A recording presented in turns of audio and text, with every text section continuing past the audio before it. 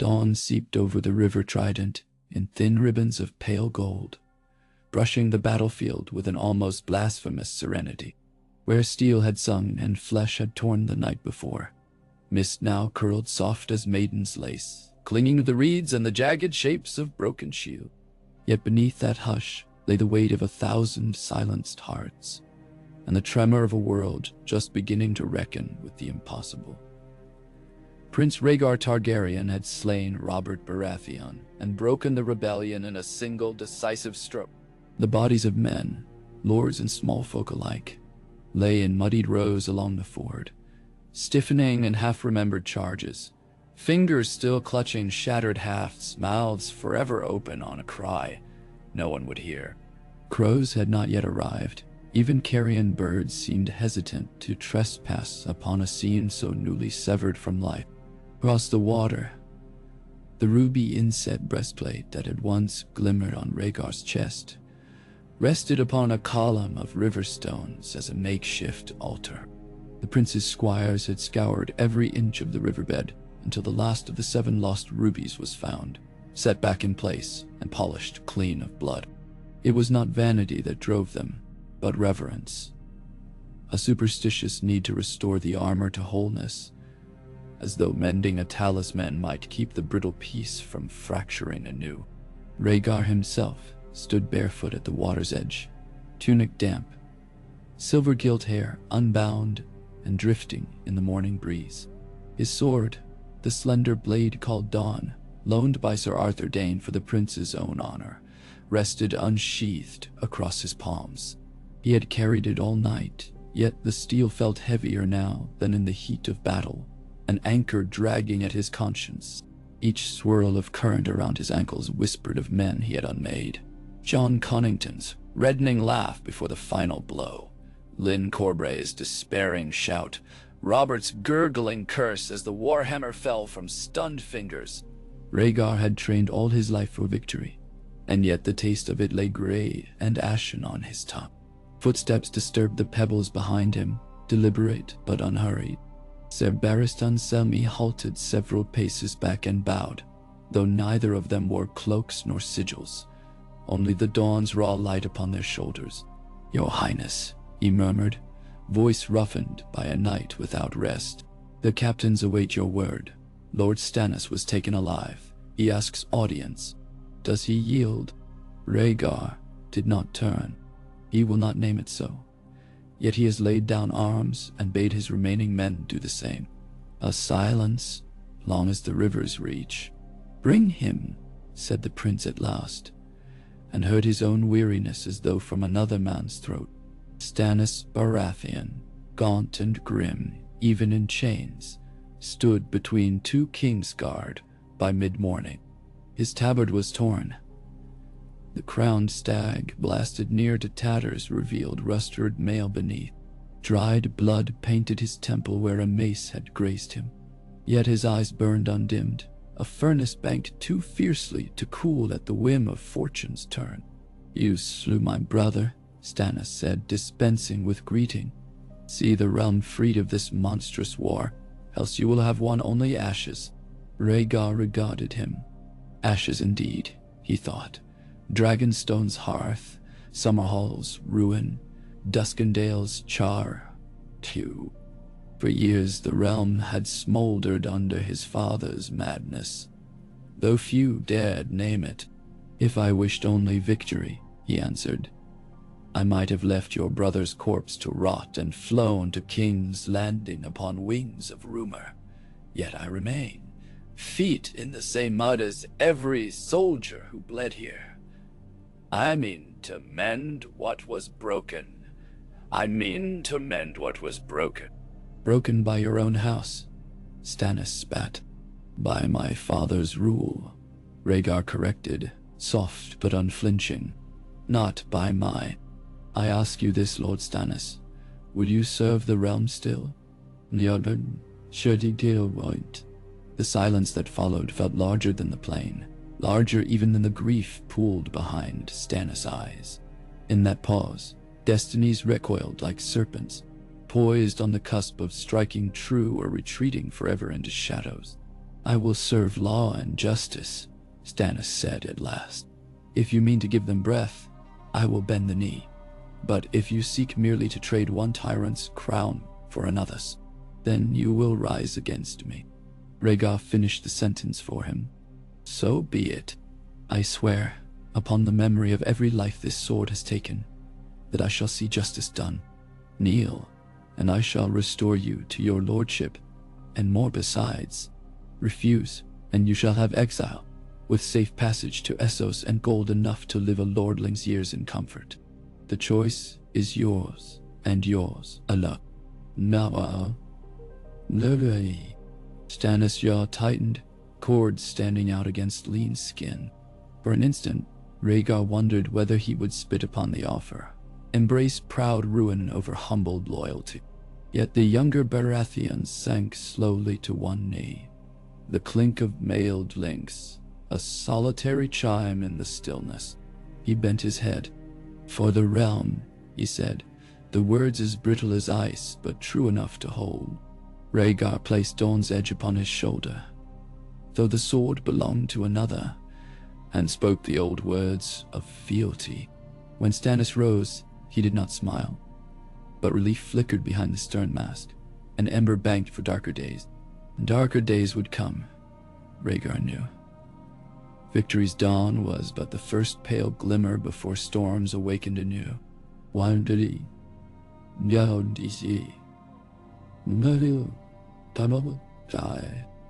noon, the prince rode south beneath a banner hastily sewn from captured cloth, the crowned dragon breathing flame over a field of soot-black, symbol of war, yet tempered by the white lily Elia had at once embroidered upon his tourney cloak. He would not ride beneath the mad dragon of Eris, nor beneath the Commitch bright sigil of prophecy. The men who followed him, ragged loyalists, disillusioned rebels, sellswords drawn by honor's glimmer, needed something simpler, proof that the world could change. The army's stride was slow, deliberate. Wounded carts rattled in their midst, bearing friends and foes alike. Squires poured water over dented helms, washing blood from sigils once gaudy with pride. Each mile south felt less like a march of triumph than a funeral procession for illusions long cherished. Word spread ahead of them like summer thunder. Robert Baratheon was dead. The rebellion shattered. Rhaegar Targaryen, Dragon Prince, marched not to conquer but to free. Yet freedom was no simple prize, and ghosts stalked the road beside his horse. In every whisper of wind, Rhaegar heard Lyanna's laughter echoing down a corridor of moonlit roses. Her abduction, no, his rescue of her, the vow, had sparked the tinder. Now the flame was licking at his heels. She waited still, a tower of joy, guarded by men who would not yield even to Rhaegar's name. He pictured her in that stony fastness, dark hair spread upon linens, eyes bright with the stubborn courage that had enthralled him. And beneath Elias Lily on his banner, a stain of guilt spread like ink. "You drift," murmured Sir Arthur Dane, drawing abreast. The sword of the morning rode with the grace of a dawn-bright blade. Thoughts heavier than armor. "Thrones weigh more than armor," Rhaegar answered. "Then find surer shoulders." Arthur's smile was wry. "We are with you, but you must still command us. Save the music of regret for quiet halls." Rhaegar managed a nod. "You speak truth." He inhaled the dust and blood and summer scent of the marching host, grounding himself in the now. The dragon must stay awake, else jackals pick its bones. At Maidenpool they rested, though rest was thin. The small folk peered from shuttered windows as knights set up palisades, wary after months of raiding from rebel and loyalist alike. Rhaegar ordered grain stores replenished with gold from the royal coffers, prices fair, and forbade his men any spoil. When a hedge knight tried to claim a girl as payment, the prince stripped him of spurs and had him flogged before the gatehouse. Word traveled swiftly. The dragon's teeth were sharp, but turned against those who preyed upon the weak. In the castle's modest sept, Rhaegar knelt before a soot-stained statue of the mother. The septon's candles wavered in unseen drafts, casting halos that flickered and dissolved. "Grant me strength to mend the realm," he whispered. "Grant me wisdom to temper fire with mercy, and mercy with justice." Across the aisle, an old woman lit a taper for her fallen sons, her hands trembling. She did not know the prince's face, and Rhaegar did not reveal it. He left the sept with wax still warm upon his fingertip, the fragrance of incense clinging to his cloak like fragile hope. That night, the stars hid behind low gray cloud, and thunder rumbled far to the west, storms enough to drown armies if the winds grew bold. Rhaegar lay awake in the solar offered him, thinking of King's Landing, of wildfire sealed beneath the streets, of pyromancers whose loyalty bent like hot iron under Aerys' gaze, of Varys the spider whispered to be weaving escape for the royal family, even now. Would his father greet news of victory with relief or wrath? Rhaegar imagined Aerys' yellow nails scraping the Iron Throne's blades, the king muttering of traitors and fires yet unfed. He must reach the city swiftly, before paranoia blossomed into conflagration.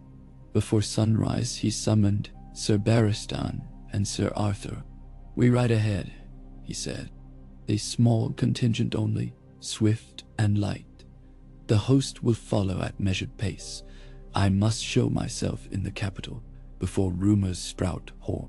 Arthur's violet eyes narrowed. "Is it Lyanna?" "It is the Iron Throne," Rhaegar replied, though with the sword of the morning truth seldom stayed sheathed. "And yes, Lyanna. She is a strand woven into every knot of this war. I would see her safe before the world calls her whore or witch." "Nemesis," Barristan bowed. "Then we ride. One, soon, soldier." The king's road stretched ahead in green-brown ribbons, summer heat steaming from ruts where wheels had crushed spring's blooms. They changed horses at every post, cloaks drawn to hide royal crimson. When peasants hailed them as travelers, Rhaegar offered coins and gentle smiles. One girl, hair the color of wheat, pressed a posy of daisies into his palm. "For luck," she said, not knowing she blessed a dragon. By dusk of the third day, the towers of King's Landing rose on the skyline, their stones given a dreamlike shimmer by the setting sun. A haze of wood smoke hung above the city, as though the buildings themselves exhaled some collective worry. Bells rang vespers at the great sept of Baelor, deep tolls that seemed to ask whether the mother's mercy still had meaning in a realm so scarred. The dragon gate stood closed. Gold cloaks and dingy cloaks questioned the travelers, spears crossing. Rhaegar dismounted, hood falling. Recognition flickered first in one god's eyes, then spread like dawn. They knelt hastily, spears scraping cobbles. "Open," the prince commanded, "and send word to the Red Keep. The realm's heir enters." Why? Inside the keep, the air was thick with tension. Lords muttered in corridors. Servants scuttled like mice from shadow to deeper shadow. Grandmaster Pycelle bowed so low, his beard swept the floor. "Your Grace," he wheezed, though Rhaegar had yet to wear a crown. "His Majesty will see you in the throne room." Rhaegar strode the familiar halls, each step echoing childhood memories, chasing books of prophecy down long galleries, singing ballads to his sister Rhaella in the gardens before tragedy stole her laughter. He pushed open the vast doors of the throne room and felt the chill roll forth. Aerys II, the Mad King, sat hunched on the Iron Throne like some withered spider at web's center. His robes, once resplendent, hung threadbare. Bronze crown listed upon unwashed hair. Eyes that had once sparked with restless brilliance now flickered with feverish dread. When he saw Rhaegar, his lips peeled back in brittle ecstasy. "Son," he crooned, and the word cracked on a note too high. "You live. I dreamt them tearing you apart, traitors all, but you live." "I live," Rhaegar agreed, voice even. and Robert Baratheon does not. Aerys' laughter rattled between the pillars. The stag is slain. Let the wolves and lions howl. We shall burn their dens before they rise again. No, said Rhaegar, each syllable deliberate as a hammer on steel. There will be no more burning. The Mad King's gaze sharpened, glass again becoming blade. No, do you command your king? His nails straight metal. A shrill screech. I command mercy, Rhaegar said, and justice. The realm bleeds, father. We must stanch it. He advanced one step, then another, until the throne's jagged feet loomed close.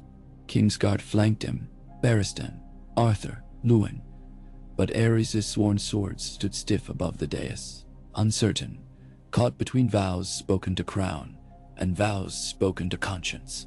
The torchlight danced on naked steel as Rhaegar bent the knee. Noise hushed to the hush of a single breath. Father, let me bear the burden. Let me be your hand, or abdicate in my favor. Only cease the fire. Aerys trembled. In the hollows of his cheeks, madness warred with something like longing, a father's yearning for a son's embrace, almost forgotten. But fear won. Traitor, he whispered. You would steal my throne as they all would. Varys warned me. Even now he has my pyromancers ready. Wildfire in every vault. Father, seize him, the king shrieked, spittle flying. Seize the false prince. No one moved. Rhaegar rose, sorrow settling cold beneath his ribs. I am no false prince. I am your heir, and for the realm's sake, I must act. He turned to Sir Gerald Hightower, White Bull, and Lord Commander.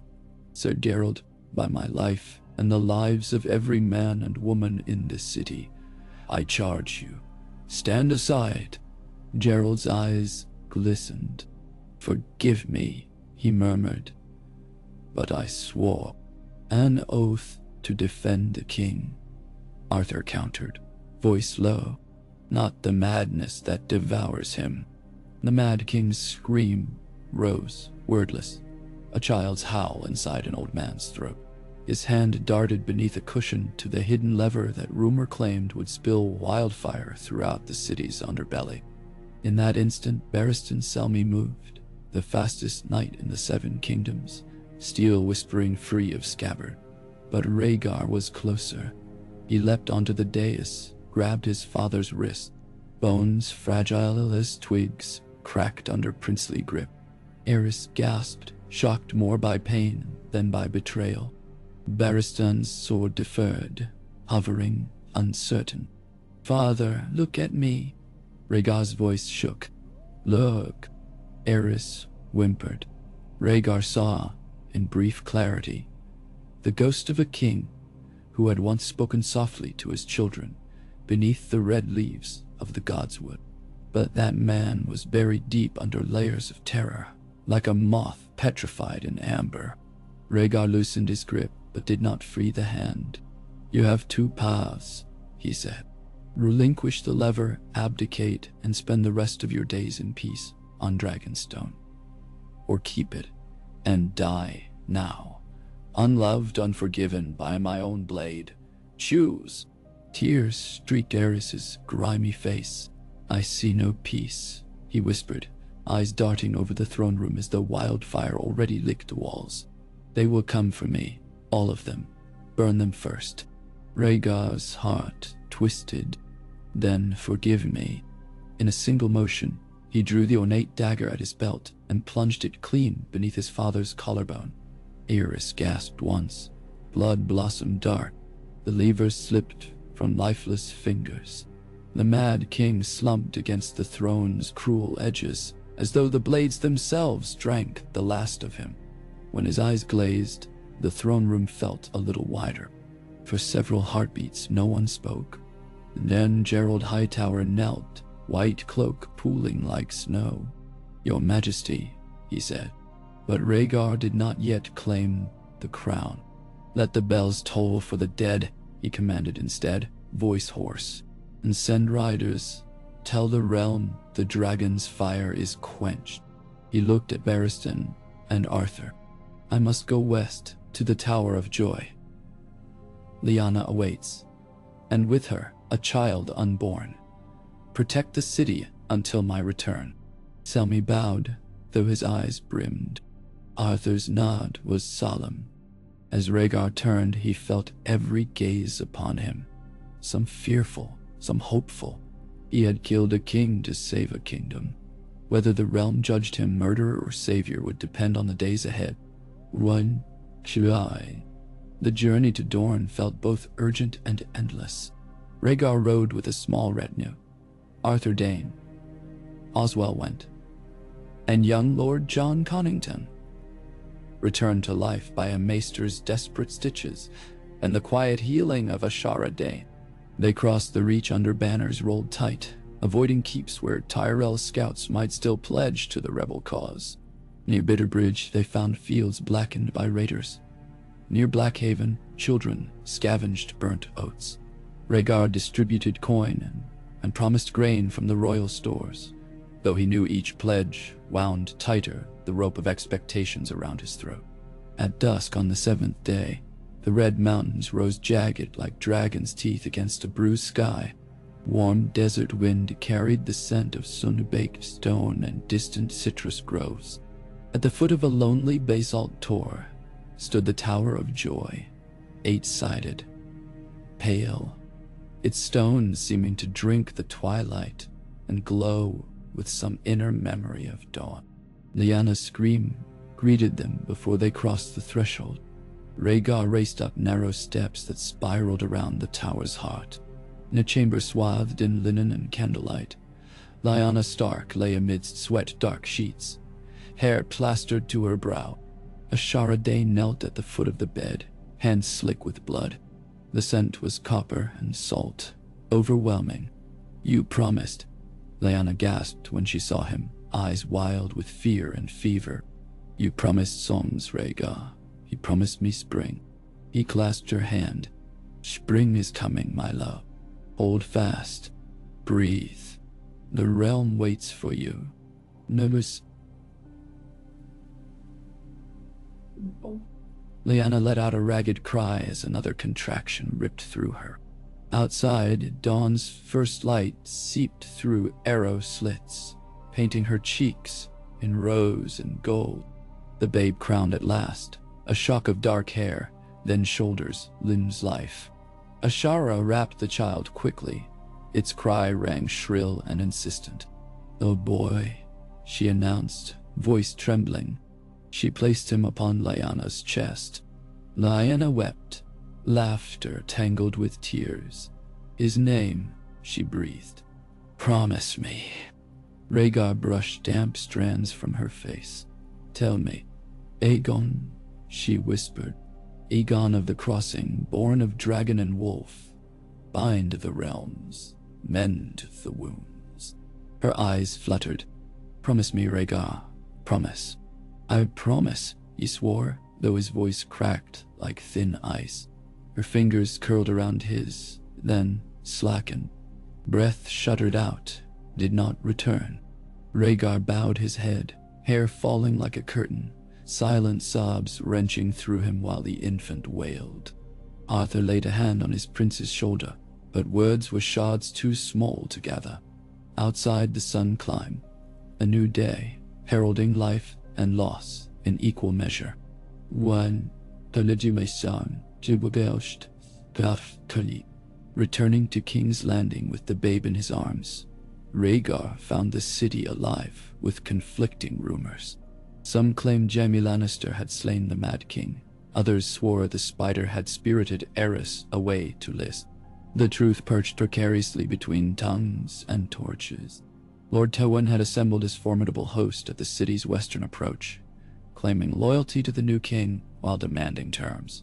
Clemency for his house, reward for his sons, heroic deeds. Rhaegar received Tywin in the small hall, a chamber lined with cedar and bright tapestries that smelled of beeswax and quiet power. The Lion of Lannister entered in crimson and gold, his smile measured to the fraction of an inch. Rhaegar kept Aegon cradled against his breast, a living shield of innocence. "Your Grace," Tywin said, bowing. The realm rejoices at your ascension. My son, Sir Jaime, laments the king's passing, yet acted to prevent catastrophe. The pyromancers were subdued. Wildfire glass was secured.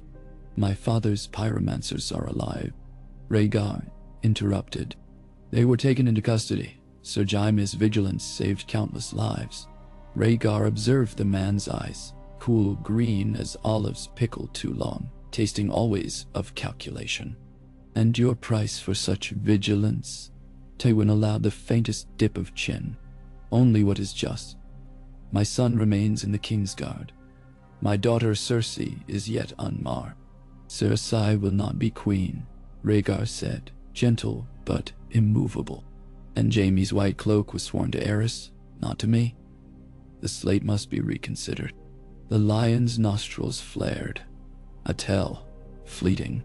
As hand of the king, I served 2 monarchs faithfully. I offer that same service to you. I already have a hand, said RHAEGAR. He turned to the side door, which opened upon Q.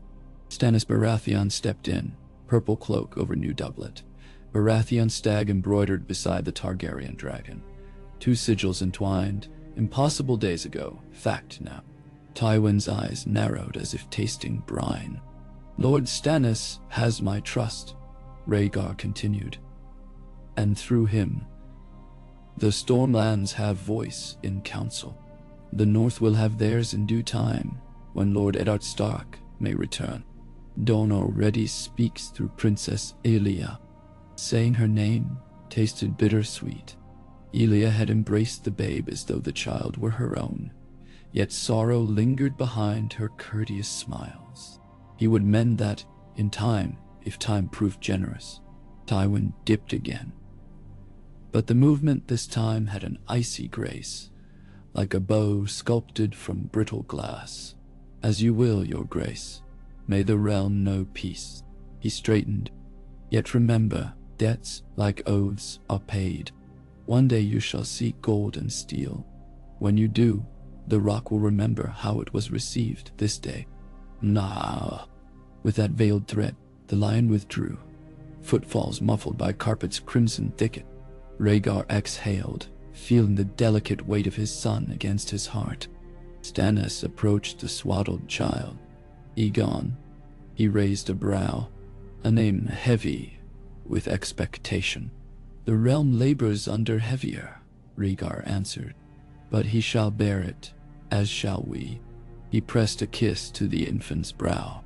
Son of ice and fire, Elia called him, though she barely speaks the prophecy's tongue. Lyanna believed it too.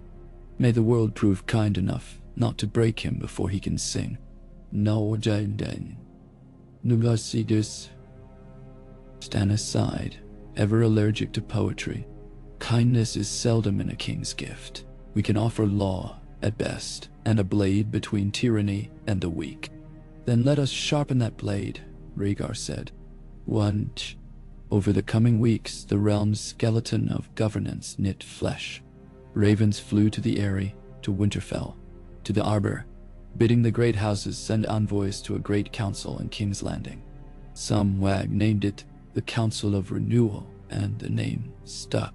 Across meadows and rivers, armored convoys crept toward the capital, laden not with siege engines, but with parchment rolls, sealed letters, and flasks of wine, gifts of peace.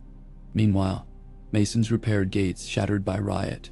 Septons prayed where gallows had loomed. Elia Martell sat by the nursery window each dawn, rocking Aegon while sunbeams warmed the paving stones. Her health had grown fragile since the rebellion, yet the babe's coo softened the perpetual ache in her joints. RHAEGAR visited daily, and each day he saw more than gratitude in her weary smile. He saw quiet courage. He remembered songs he had once played for her, strings thrumming beneath his fingers in tourney tents, perfumed of lilac and summer dust. Those chords belonged to another life, yet the melody still lingered. One evening, as lamps were lit along the maiden vault's walls, Elia spoke. You loved her. No accusation, only statement. I did, RHAEGAR answered, voice barely above the fireplace's whisper. Yet I love you still, though perhaps differently than you once wished. Ilia brushed a finger along Aegon's cheek. Love the child, love the realm, that is enough for me. He took her hand. You are a sister to me, and more than sister. The Dornish valued frankness, so did she.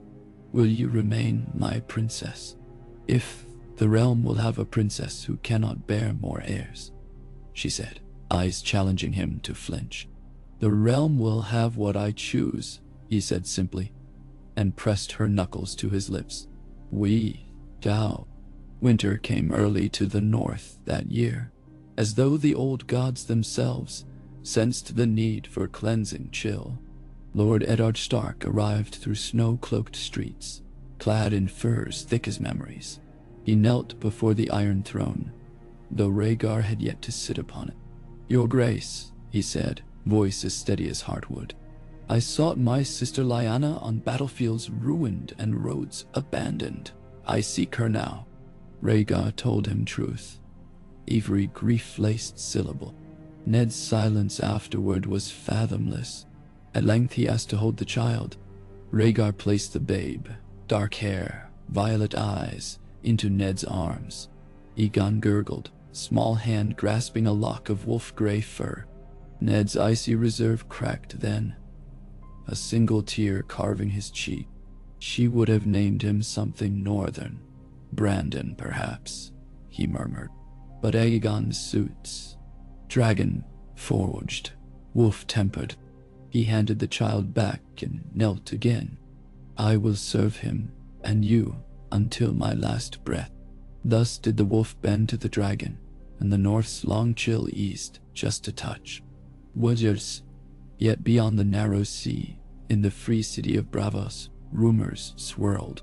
Lords exiled by the rebellion huddled with sellsword captains, whispering of lost causes that might yet be found. In Pentos, Magister Illyrio dined with a man of 9'10", lank of limb and silver of hair, Viserys Targaryen, prince displaced. The boy nursed grievances as one nurses embers, coaxing them to flame. And across the summer sea, on the Isle of Tears, Oberyn Martell, trained with spear and poison, the viper plotting which throats to pierce in memory of a sister's unspoken sorrows. Within the walls of King's Landing, peace held fragile as spun glass, its surface reflecting the promise of a realm reborn. Yet beneath that sheen, currents stirred, currents of vengeance, ambition, prophecy. And in the crypts of Dragonstone, a clutch of stone dragon eggs waited upon the song of flame, dreaming dreams of fire. Rhaegar stood atop the battlements one dusty eve, wind tugging at scarlet cloak. Below, the black water bay shimmered, lanterns of fisher skiffs dancing upon dark waves. Beside him, Arthur Dayne leaned upon the parapet. The realm quiets, Arthur observed. Too quiet. Silence before song, Rhaegar replied. Or before storm, the line between them is thin. And which do you prefer? Song, he said, gazing toward the dark silhouette of Dragonstone, ancestral cradle, against the horizon. Always song. Arthur's laugh was soft. Then we had best keep our steel sharp, for the world seldom grants song without demanding blood for accompaniment. Down in the city, bells began to peal. The evening prayer, or perhaps simply the restless clangor of a people not yet certain whether to rejoice or to fear. Aegon slept in his cradle, Ilia at his side. Ned wrote letters to Winterfell, to Catelyn, and to the sons she bore. Stannis pored over ledgers, calculating which debts could be forgiven without sinking the crown's coffers. And in the Godswood's hush, small Jon Snow, bastard nephew, sworn ward, prayed beneath new-fallen snowflakes, wondering where his lady mother's laughter had gone. Above them all, the prince who would be king closed his eyes and listened. Far away, thunder rolled over the waters. Or perhaps it was dragons, stirring in their ancient stone shells, waiting for the world to remember fire. Either way, The melody had only just begun.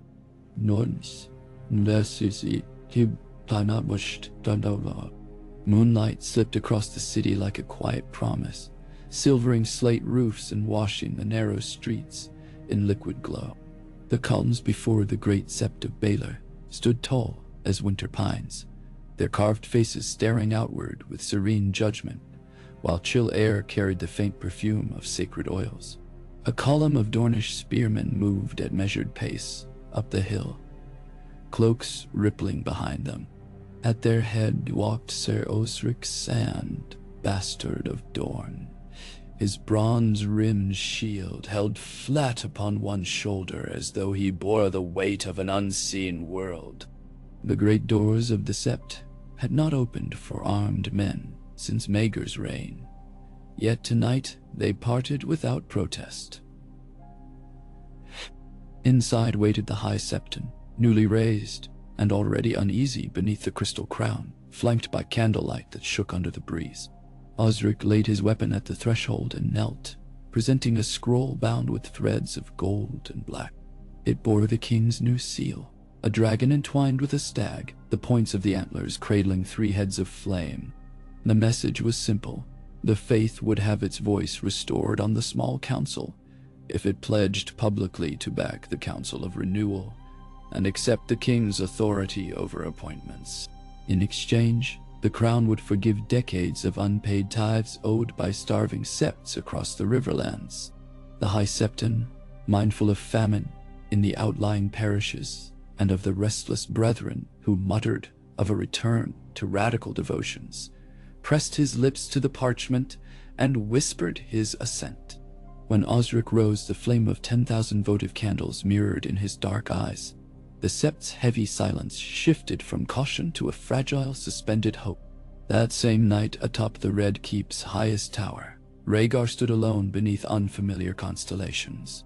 His astronomer claimed the comet Morrigan had drifted 3 degrees south over the past fortnight, but the prince saw only a smear of pale fire trailing the sky, a sword sheathed in the velvet of night. He thought of prophecies half remembered, of the bleeding stars and dragons' roar foretold in Valyrian epics, yet he felt little of destiny's warming thrill. Instead, the wind knifed through his cloak, reminding him that prophecy offered no boots for trudging the muddy lanes of governance. Behind him, the flagstones bore faint smears of soot, where his father's torches once burned green. The king's pyromancers had kept these heights glowing long into dawn, muttering of purity through flame. Rhaegar knelt, pressed a palm to the cold stone, and swore beneath his breath that no king of his line would ever seek dominion by terror again. The vow felt small given the sweep of sky above, but he spoke it twice, as though repetition might carve it into granite and memory alike. At dawn, he met the first Tyrell envoys in a gallery paneled with weirwood, the pale wood veined like marble with blood-red resin. Lord Mace Tyrell did not accompany them. Instead, he sent his mother, the Lady Olenna, whose shrewd eyes missed nothing. She came with fresh arbor wine, a satchel of lemon cakes, and an entourage of maids disguised as listeners. Rhaegar offered her spiced tea in return. Their conversation unfolded like a duel fought with lace handkerchiefs.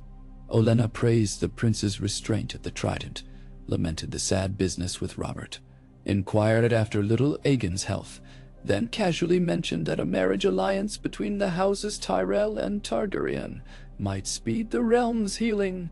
Rhaegar replied that the realm's wounds would be bound by justice and bread, not whispers of betrothal.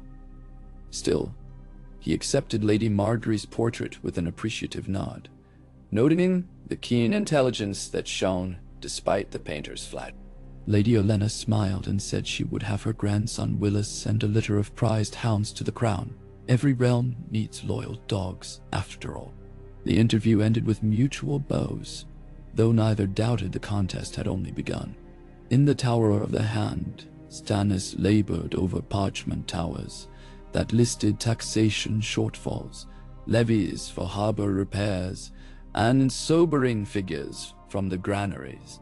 The rebellion had trampled fields from Derry to the Mander, Seeds meant for spring lay rotting in looted barns. Rhaegar joined him at midday, sleeves rolled to his elbows, prepared to wade through numbers as grim as any battlefield. They worked until candlelight trembled, their fingers stained with ink and fatigue. As the final column balanced, Stannis fixed Rhaegar with his iron stare. "We can feed them this winter if we double tariffs on Myrish lace and Pentoshi perfumes." His tone left no room for argument. Rhaegar, chuckling despite himself, agreed. He could already imagine Lord Petyr Baelish's outrage. Littlefinger had a vested interest in the fineries of the capital, but vanity could yield to hunger. Stannis dipped his quill again, and the decree was born. Outside the city walls, camps of returning soldiers sprawled across the king's meadows, banners drooping in autumn drizzle. Men who had slain each other months ago now bartered bread and blade, bound together by mutual exhaustion. The Crownlands cohort drilled beside archers from the Eyrie. Stormlanders taught Dornish spearmen to knot tourniquets in the new field hospitals. Ser Barristan visited each quarter personally, speaking not of valor but of duty going forward. The king required builders more than butchers, healers more than heroes. Some veterans accepted copper to stay on as masons, their swords traded for trowels. Others shuffled south to the Stormlands, where Stannis promised land to any man who would plow it. The ragtag host that once chased Rhaegar across the Trident dissolved into rivulets of opportunity, and peace began to wear the face of honest labor. Peace never arrives unchallenged. In a disused cellar beneath Flea Bottom, a cabal of disaffected gold cloaks swore oaths by guttering rushlights. They still wore the stag's sigil inked upon their forearms, symbol of the dead King Robert, who, in their ale-addled memories, had promised freedom from Dragon. Their leader, a sergeant named Haberhill, clutched a blackened mace, scavenged from the Trident, and spoke of vengeance. Word reached Varys before dawn. The spider's little birds fluttered to the Red Keep with whispers of a plot to seize the gates and fling the dragon brat from the wall. Rhaegar faced the decision with weariness. To purge the watch outright would bleed the streets, yet to ignore the discontent would court chaos. He summoned Haber and his clique under pretense of extra pay, then stood before them unarmored, silver hair catching torchlight. "Strike if you must," he said, offering his ungloved hands. "But strike me alone and spare the city further grief." Shame curdled in their guts.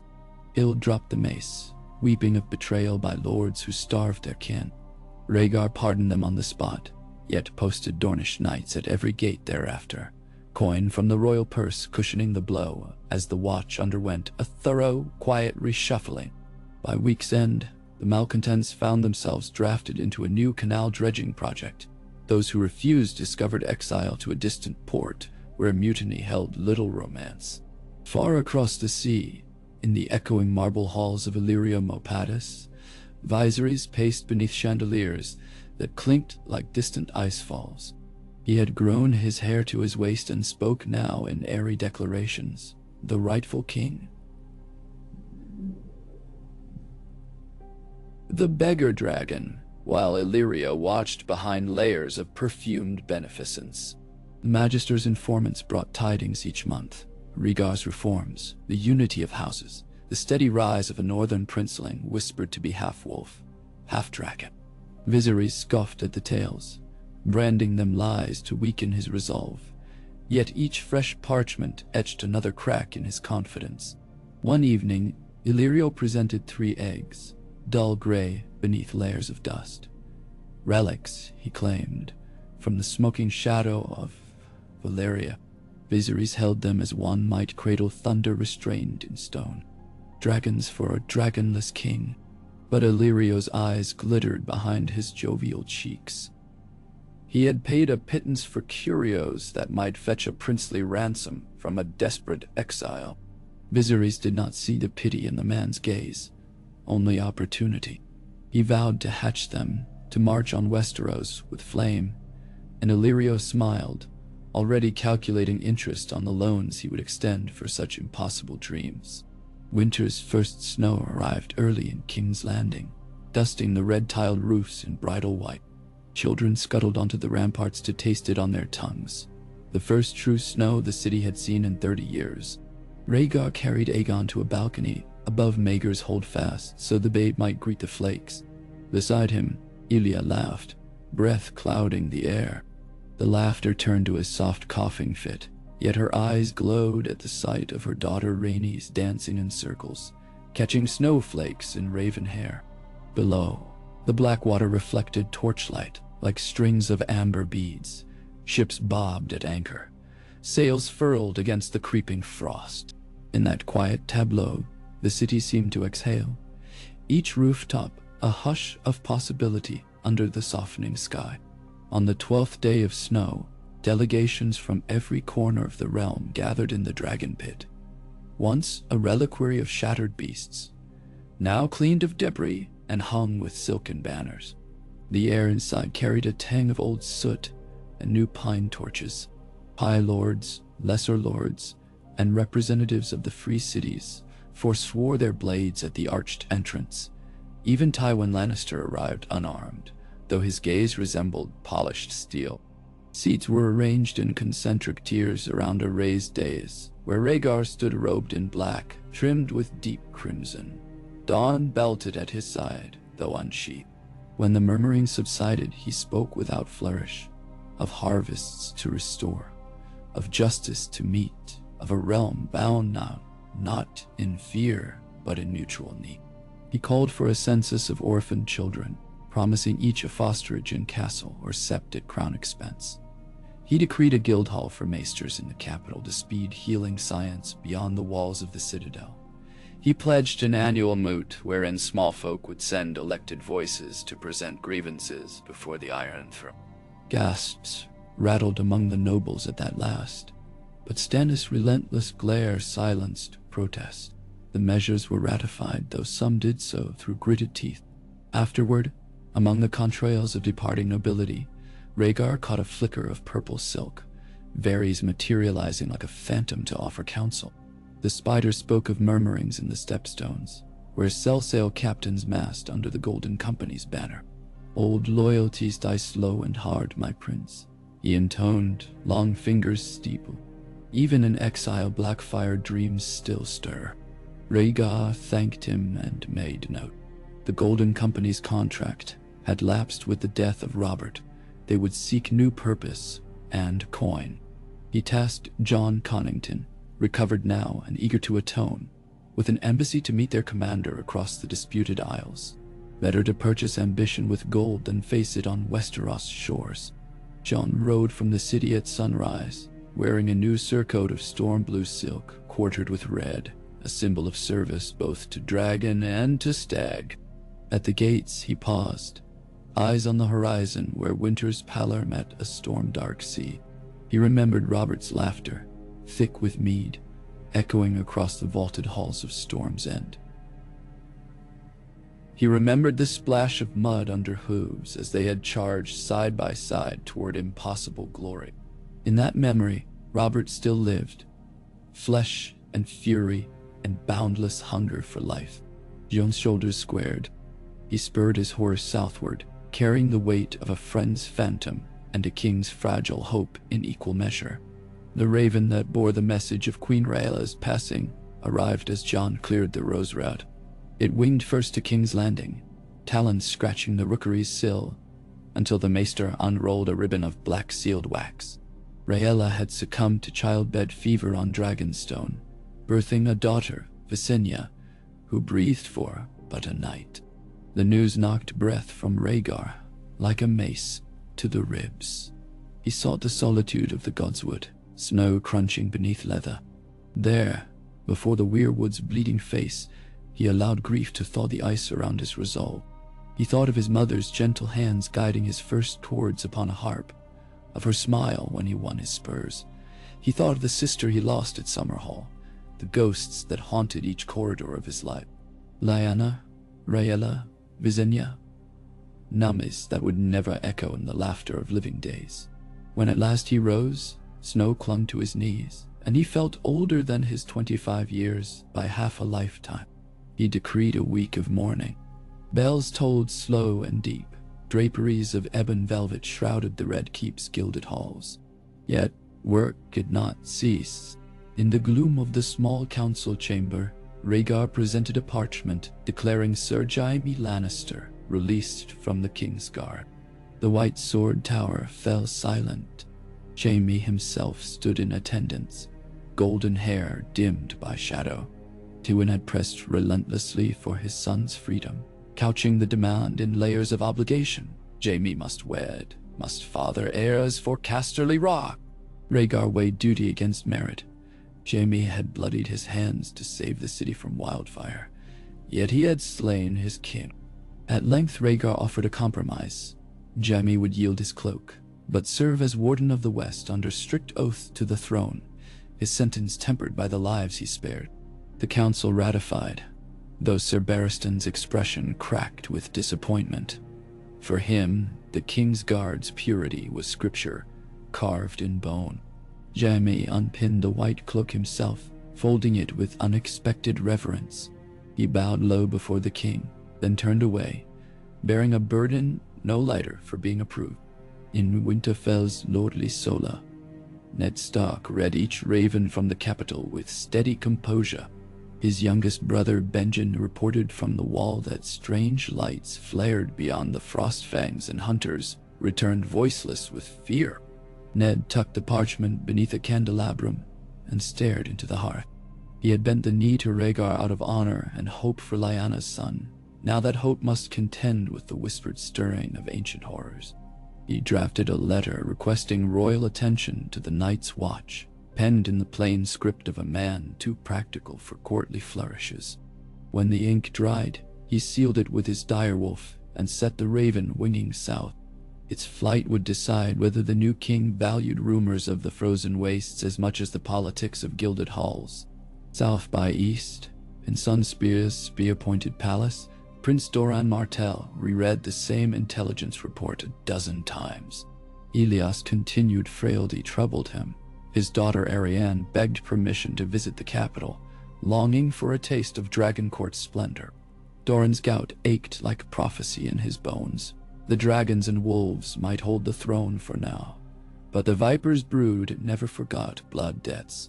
He drafted a reply to Rhaegar requesting formal acknowledgement of Dornish autonomy within the compact, citing the forlorn hope, centuries-old clauses sealed with Nymeria's marriage to Mors Martell.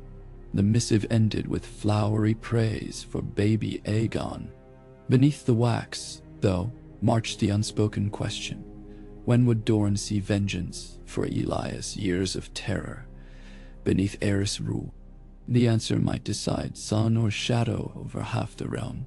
Inside the Red Keep, by flickering torch, Varys whispered of coins moving in silent seas. The Iron Bank of Bravos, ever merciless in arithmetic, had purchased debt markers from every Westerosi moneylender, whose ledgers carried red ink. With a single pen stroke, they now held the crown's ransom. Rhaegar listened, fingers tapping Dawn's pommel. "Send them my father's crowns," he said. "Every jewel, every ingot. It will not cover the interest, but it will show we bargain in good faith." Stannis, lips pressed into a line, approved. Later that night, in a storeroom lit by lantern, chests brimmed with dragon-molded gold, the same hoard Aerys had hoarded for flights of murderous fancy. Each bar clinked onto the counting scales like the toll of past sins repaid in coin. The raven from Winterfell arrived amid this audit, alighting on the windowsill beside melting snow. Rhaegar cracked the seal, scanning Ned's blunt script. White Walkers were legends, but so had dragons been once. He penned a swift reply promising grain shipments to Castle Black and engineering crews to restore the gate at Eastwatch.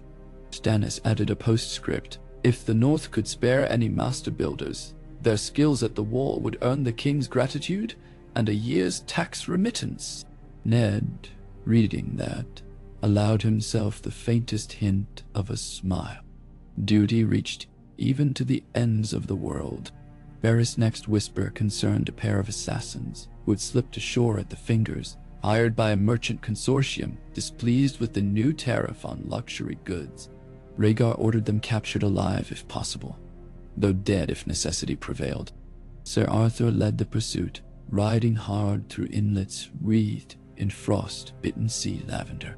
They cornered the killers at a lighthouse ruin, swords flashing in moonlit spray.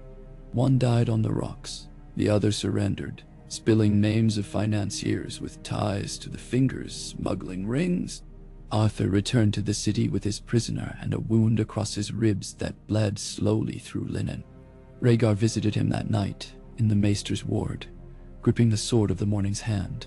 "I can ill afford to lose legends," he said. Arthur laughed, wincing a little. "Then make fewer enemies, my king." Rhaegar smirked. "I should exile you to Pentos, where knives hide in every cup and pillow." Arthur shrugged.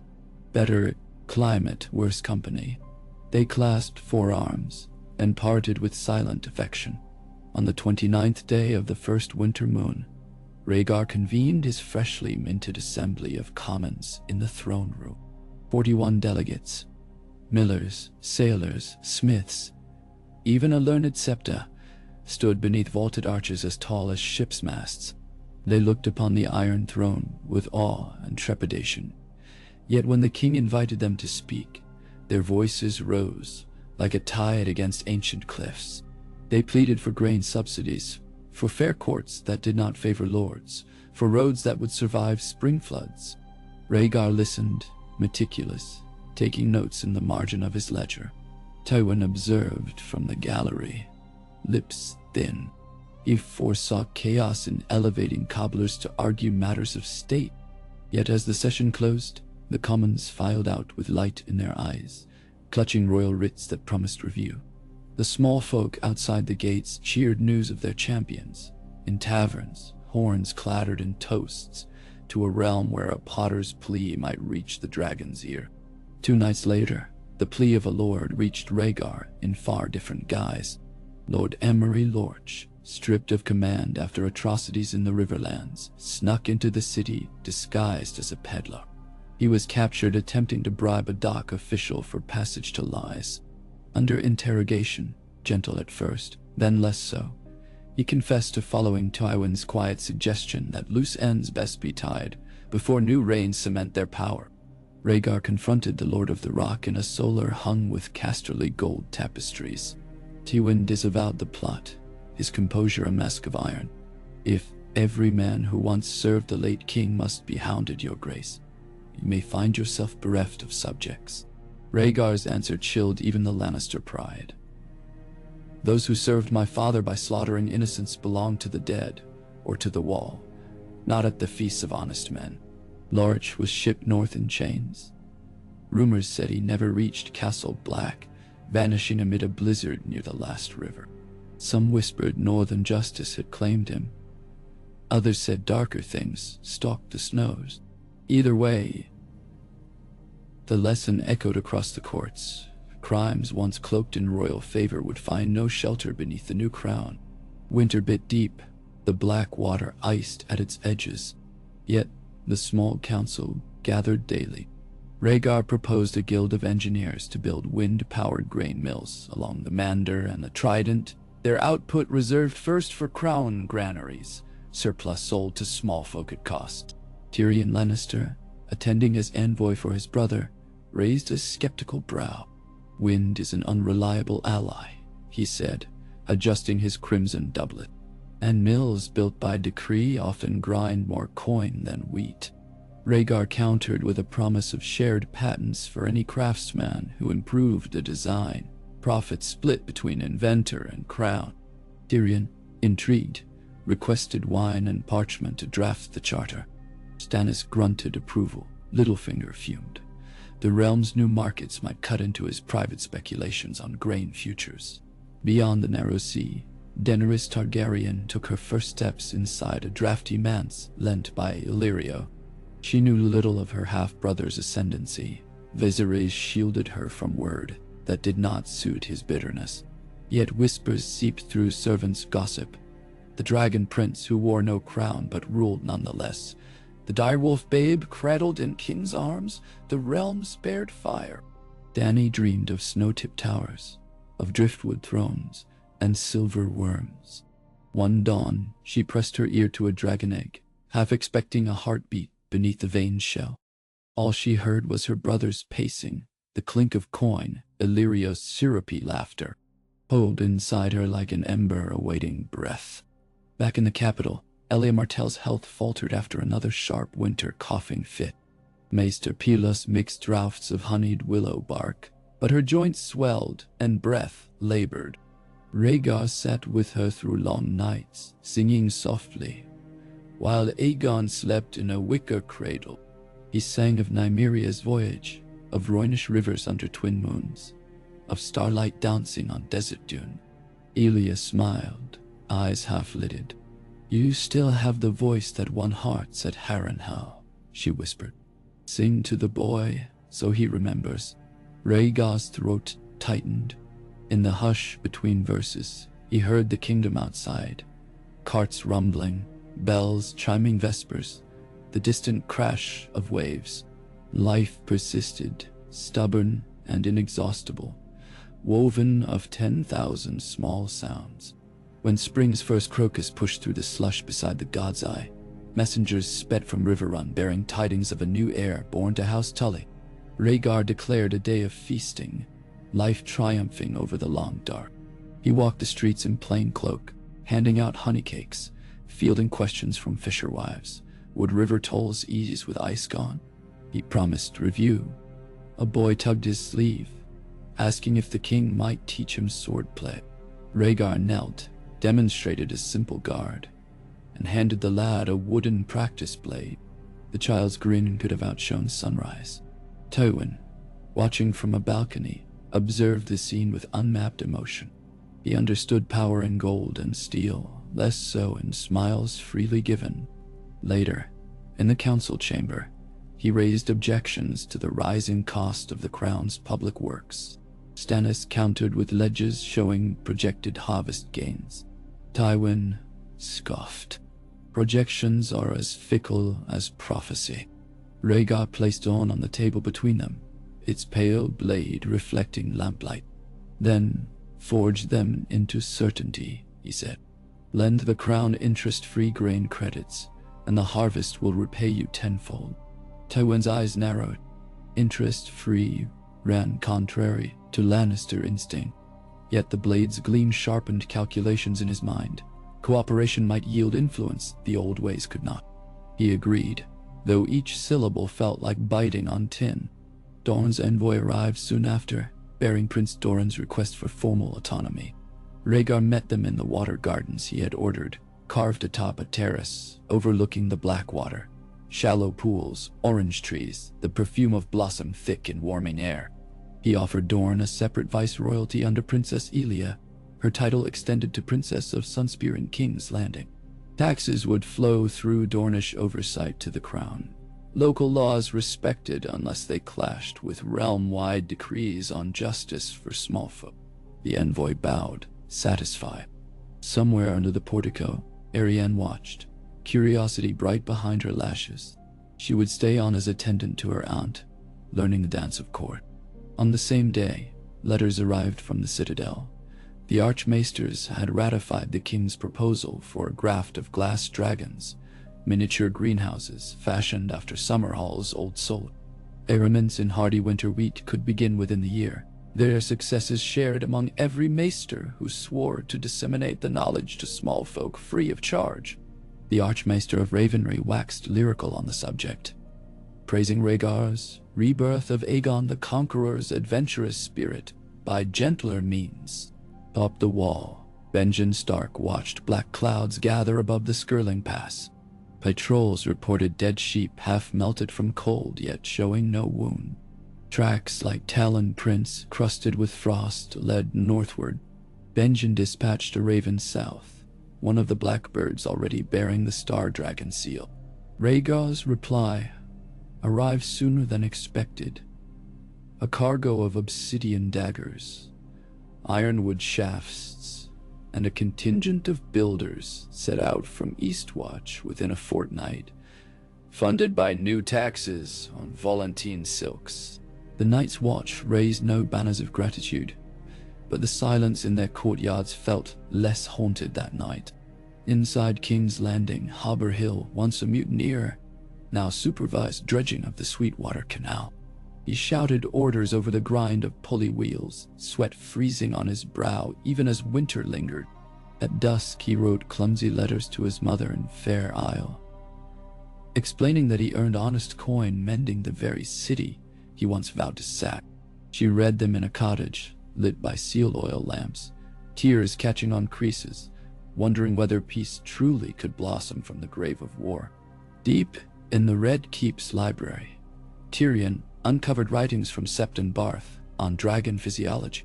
He brought them to RHAEGAR with a plan. Revitalize the Alchemists' Guild under Maester oversight, focusing not on wildfire but on fertilizer derived from bat guano and fish offal, substances the pyromancers had long hoarded for less benign aims. RHAEGAR approved, provided the guildmasters submit to regular audits.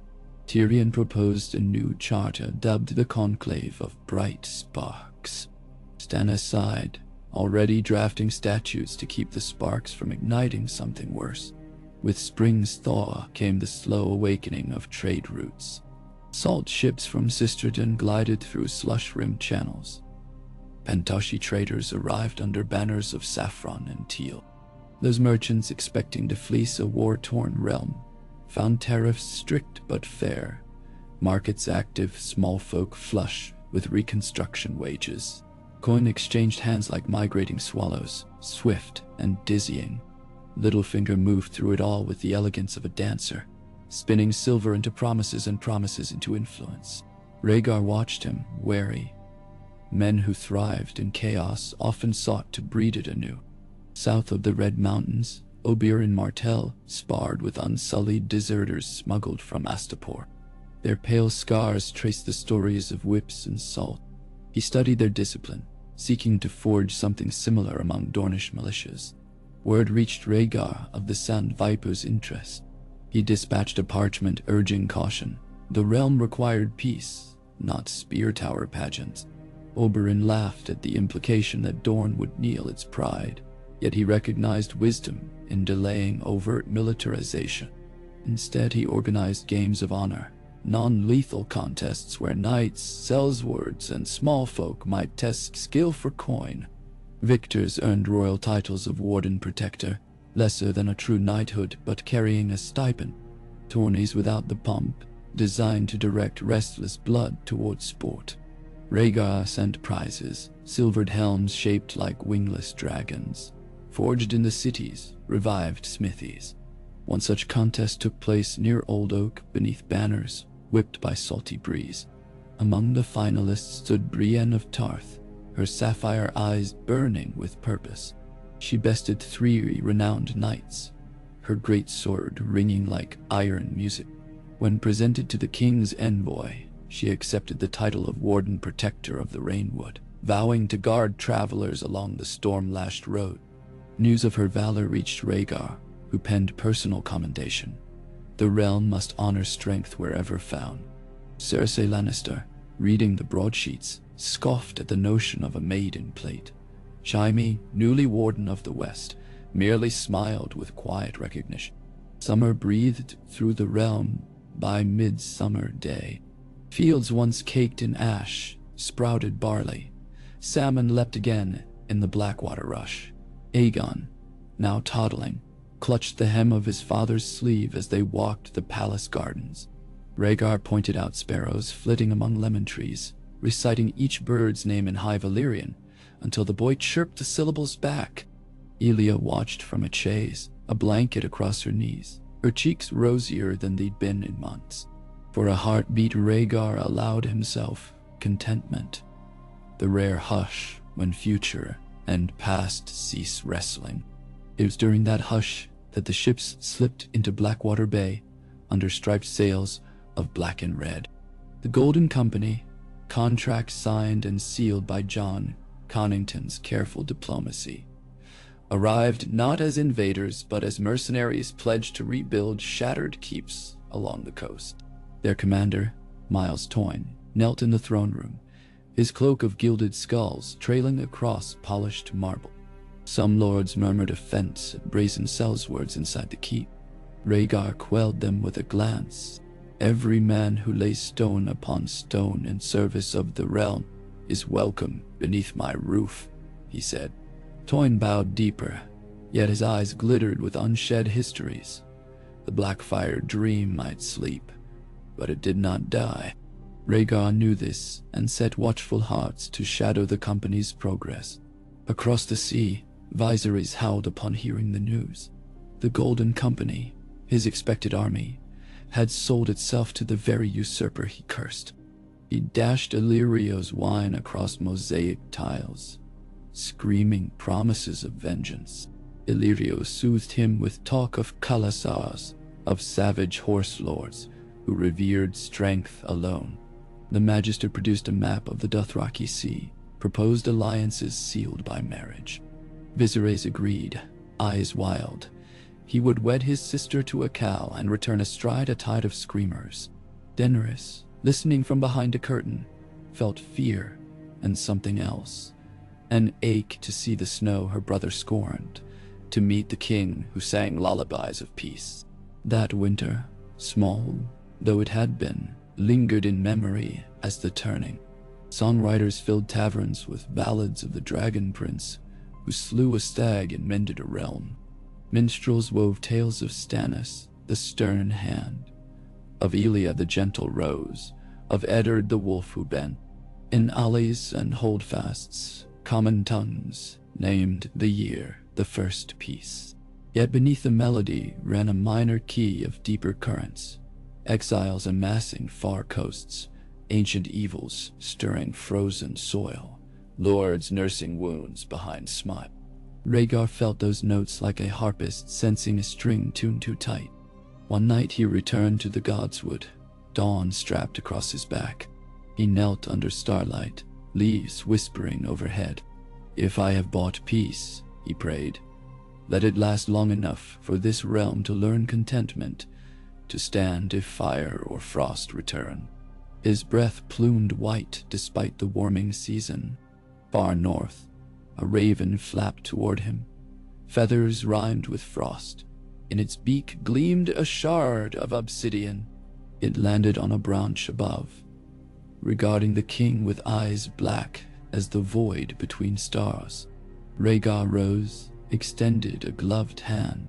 The bird dropped the shard. It thudded into snow at his feet, dark and cold and ancient. He thought of vengeance letters, of wildfires of a different kind, burning blue in the night. He sheathed dawn. Behind him, voices rose in the city. Laughter over tavern ale, lovers' quarrels on balconies, the lullaby of a mother rocking her child. They formed a chorus of ordinary life, resilient as dock rope, strong as oaken keel.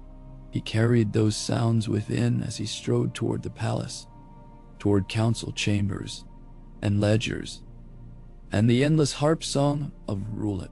The melody had indeed just begun, and whatever storms brewed on horizon or beyond mortal ken, the realm would meet them with steel, with grain, with vision unabashed by the shadows of the past. In that resolve, the dragon found his truest fire, and in that fire the realm, for now, knew quiet warmth. Na, wadi, sayi, anoa. Summer waned beneath a riot of color, sunsets sluicing crimson and violet across the sky, like spilled inks on faded parchment.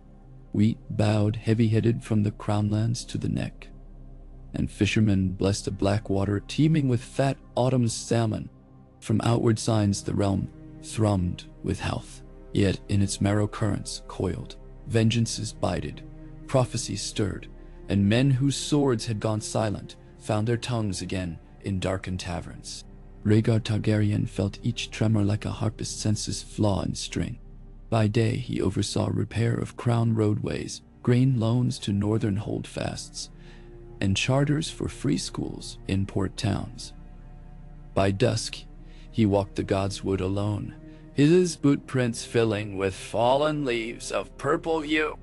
The Starks called them widow's leaves, Ned told him once, because they clung stubbornly to branches even after frost.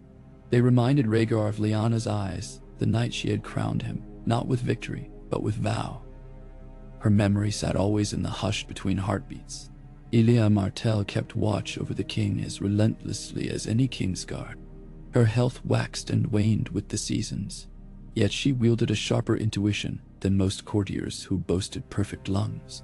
One mild afternoon, she summoned Rhaegar to the nursery. Aegon, barely 2, sat on a carpet strewn with carved knights, one red, one gold, one white. Rhaenys, older by 4 years, directed her brother's play in sing-song Dornish. The Red Knight is brave but hot, she explained, so the Gold Knight must cool him, and the White Knight keeps peace. Rhaegar watched with gentle amusement as Aegon obliged, smacking the toys together until they toppled.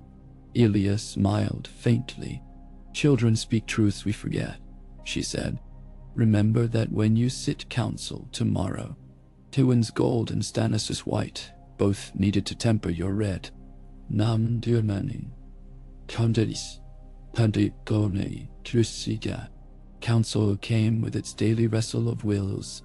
Tywin demanded a reduction in new taxes, citing merchants' grumbles. Stannis refused, presenting ledgers of grain reserves owed to poorer reaches. Petty Baelish suggested loaning gold to the Reach at double interest, then using the profit to fund the wall restoration. Varys cooed about unity while tracking spies in braids of silken rumor. Above them all, Rhaegar listened, the quiet axis about which argument spun, until he delivered judgment. Tariffs on essential foodstuffs would remain low. Luxuries high. Loan rates would be fixed across all regions to prevent predatory imbalance. Tywin's Casterly mints would strike new silver stags, displaying stag and dragon intertwined, spreading the visual pact to every purse. Even Littlefinger bowed stiffly. The court chronicler later wrote that in these sessions, the king ruled by music, allowing each voice its measure, then closing with a final chord in key. In distant Harrenhal, whose melted towers still whispered of wildfire and doom, Lord Willem Mooton prepared to host the first harvest conclave of craftsmen. Smiths drifted in from Stonehenge, coopers from Maidenpool, and glass blowers all the way from Mere. They came on royal writ, promising stipend and audience. The king attended incognito, a plain gray cloak over silver hair. He toured the stalls, tasting salted trout, hefting a scythe of new steel alloy, marveling at colored glass panes that captured sunset like trapped jewels. At a humble table, a shy girl presented a clay amphora, etched with runes meant to keep water cool. Rhaegar purchased it on the spot, pressing a golden dragon into her startled hand. That night, by torchlight beneath charred stone ribs, he addressed the gathered artisans. "Where dragons once cast shadow, let your crafts cast light. A realm nourished by art will never feed tyrants."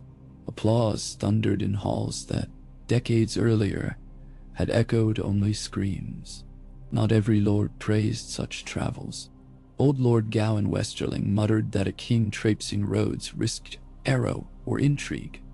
Better to rule from marble and iron.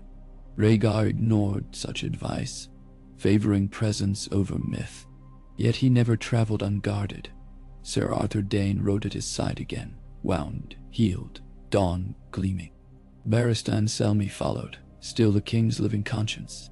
Even Jaime Lannister, Muley Warden of the West, appeared at Harrenhal, golden armor dulled with travel dust, to pledge his house security for the fair.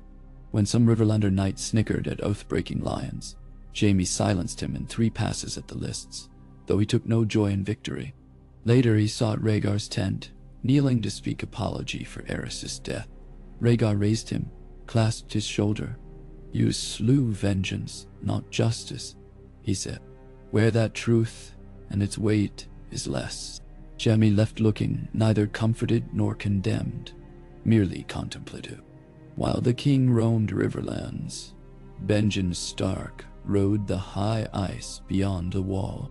Wind knifed through sable, carrying scents of pine pitch and secrets older than men.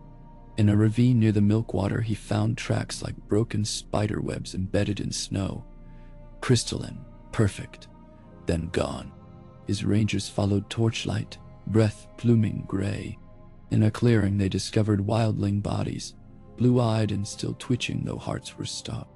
Benjen plunged a dragonglass dagger into one. The corpse shrieked like ice fracturing, then crumbled. He sent 2 ravens south, talons clinking with vials of obsidian dust gathered from the remains. One message to Winterfell, one to the king, each bearing the stark words, "Dead Wop, need fire." Ned Stark received the raven while standing ankle-deep in cold mud at Barrowton, where he met petty lords to resolve boundary feuds. Reading the parchment, he felt the north wind in his marrow.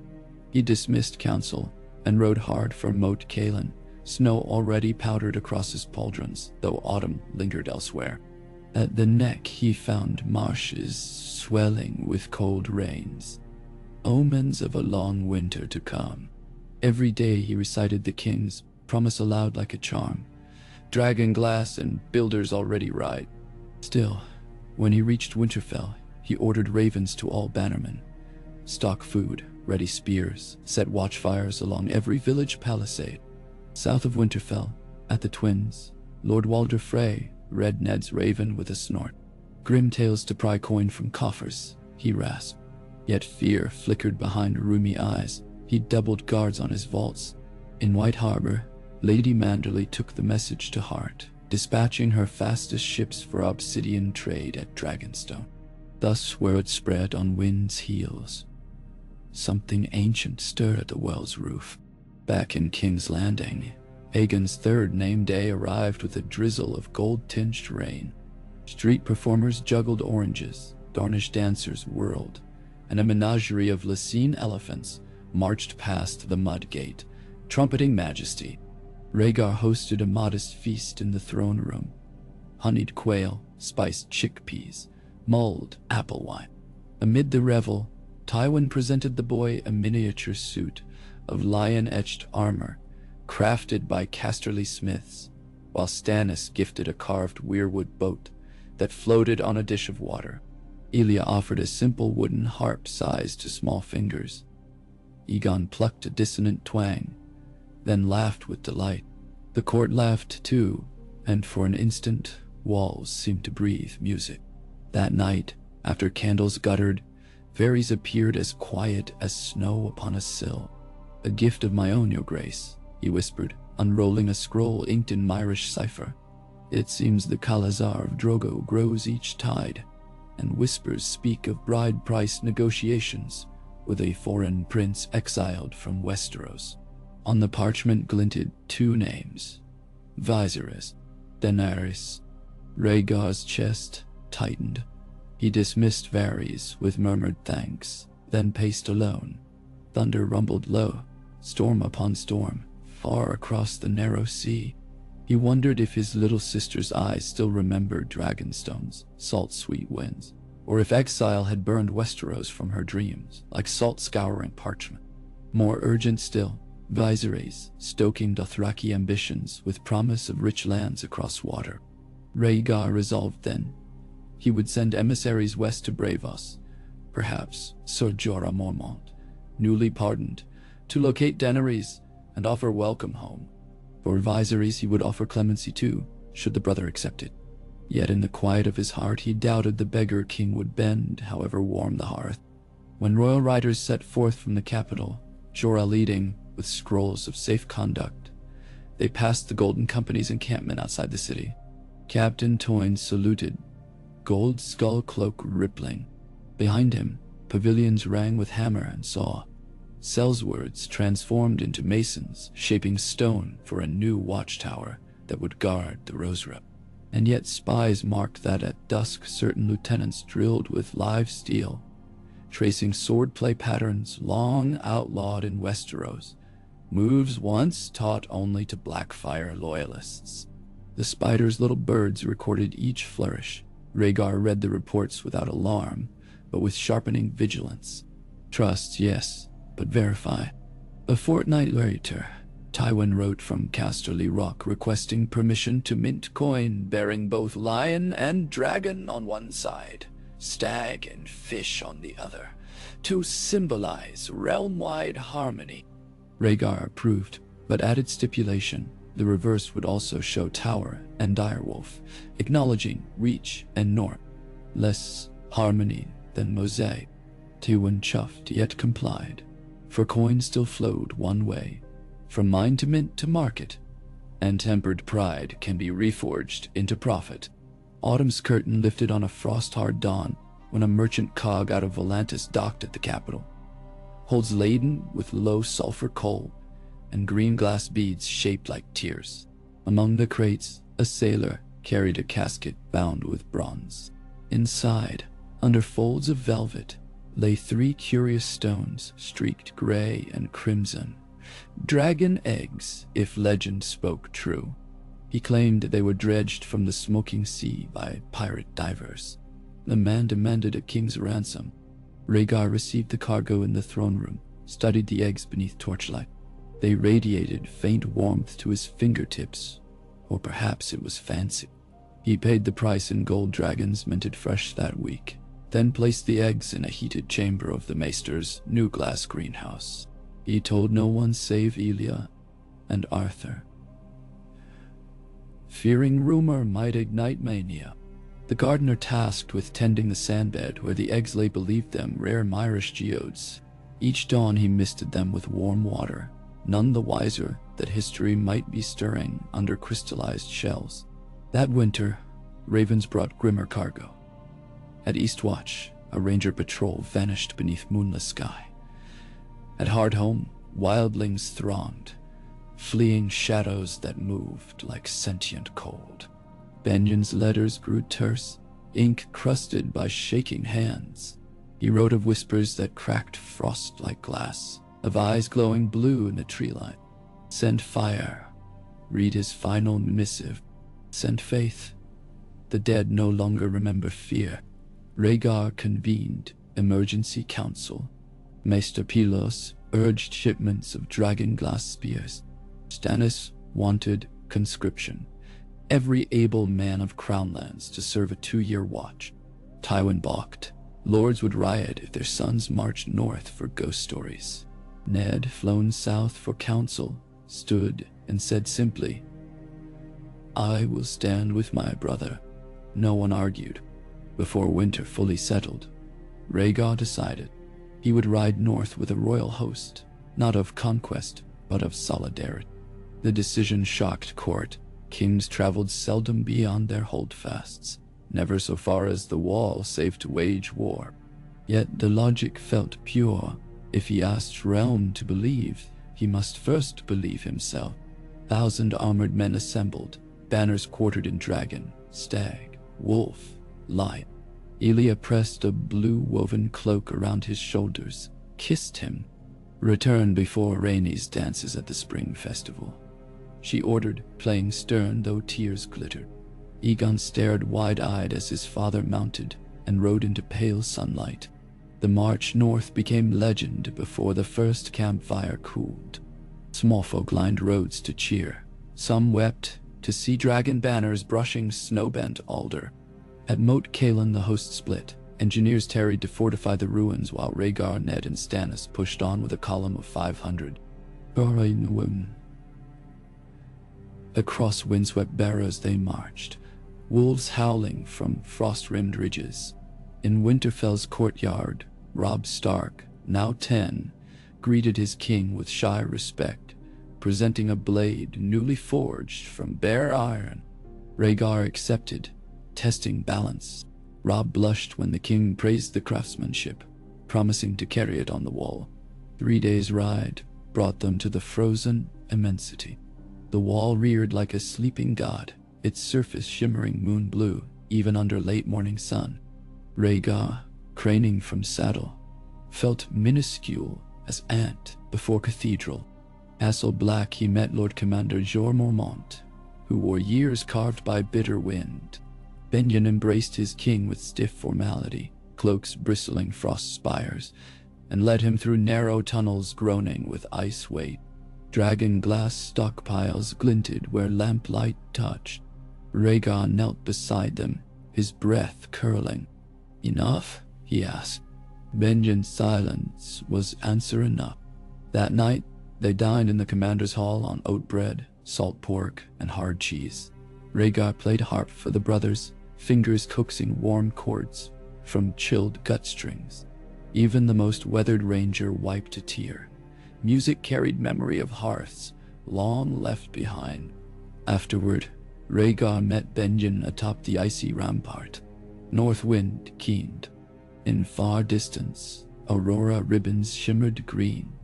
Benjen pointed beyond the frost fangs. "They move by night. We see blue fires sometimes, then silence. No birds at dawn." Rhaegar followed his gaze. An ache grew deep inside. Prophecy spoke of winter's heart, of prince born in smoke. But prophecy could paralyze. Action must precede omen.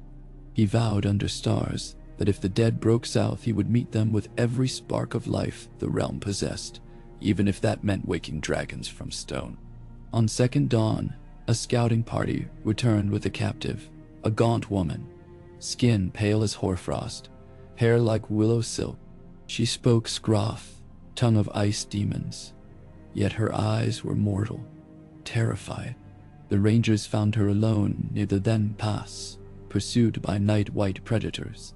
In tatters, she clutched a twig of red sapling. Through halting pigeon Valyrian, she begged sanctuary. Rhaegar ordered warm furs and bread for her. Master Aemon, nearly blind yet wise beyond counting, interpreted. The woman belonged to a tribe that worshipped children of the forest, and she claimed dead things rose under a horned shadow. A king of winter returned to reclaim broken vows. Rhaegar shivered, not from cold. He thanked her, promising safety if she guided them to any surviving clan. She agreed, voice trembling as candle flame. A fortnight of blizzards delayed their departure. In that time, the king trained with brothers on the practice yard, sparring until breath smoked clouds. He saw how meager their ranks had grown, saw boys barely men wearing mail 2 sizes too large. That night he drafted a decree. Every lord may send volunteers to the wall in exchange for 1 year's tax forgiveness. Rewards, not punishment, would fill these ranks henceforth. Stannis co-signed, seal crisp in black wax. At last skies cleared for a foray beyond the wall. Rhaegar insisted on joining. Ned pressed him to remain, but the king refused. Example forged loyalty better than decree.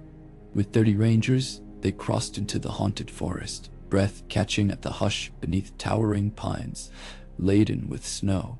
Wind carried faint echoes, like distant singing in glass cathedral halls.